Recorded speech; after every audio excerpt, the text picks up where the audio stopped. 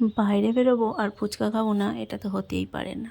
আমার যদিও না খেলে চলে যায়, কিন্তু আমার ছোট মেয়ে, সে তো আমার দ্বিগুণ বাড়া। মানে সে বাইরে বেরোলে ফুচকা না খেয়ে ঘরে ঢুকবেই না। আগে থেকে যাবার কথা হলেই বলতে বলতে যাবে আমাকে ফুচকা খাওয়াবে তো। ওরা এত কিছু চায় না, কমেতেই সন্তুষ্ট। আমাকে ফুচকা খাওয়াবে তো, ফুচকা খাওয়াতে হবে বাইরে বেরোনো মানেই।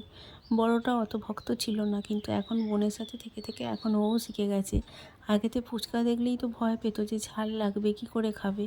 আমি খেতাম, আমার পাশে দাঁড়িয়ে দু হাতে দুটো শুকনো ফুচকা নিত, নিয়ে খেত। কিন্তু এখন যখন দেখে যে বোন আলু দিয়ে জল দিয়ে ফুচকা খায়, তখন তো ওর দেখে দেখে ইচ্ছা হতে হতে হতে হতে ওরও একটা অভ্যাস হয়ে গেছে, ও এখন খেতে পারে।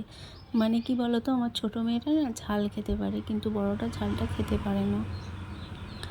যার জন্য ছোটোটা প্রথম থেকেই মানে জল দিয়ে আলু দিয়ে ফুচকা খেতে পারে। তো দেখে দেখে বড়ও শিখে গেছে এখন। আর এখন বাইরে বেরোলেই দুজনের কথা হচ্ছে ফুচকা খাওয়াবে। শোনা তবুও একটু চাউ বলে, ও চাউটা খেতে খুব ভালোবাসে, যে চাউ খাওয়াবে। দুবার একবার না বললে আর কিছু বলে না, ফুচকা খেয়েই বাড়ি চলে আসে।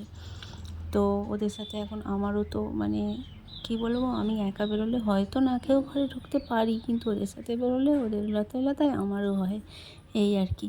তো সবাই মিলে ফুচকা খেলাম। ফুচকা খাওয়ার পরে এখন মানা বায়না এখন চুরমুর খাবে। তো চলো চুরমুর একটু খাওয়া যাক।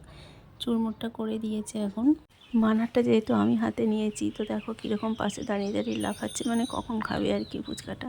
তো ওর বাপি বলছে যে তোরা কী সব ফুচকা খাস, এর থেকে মিষ্টি খেতে পারিস না, এই আর কি। ওর বাপি মিষ্টি খেতে ভালোবাসে আর কি, সেই জন্য।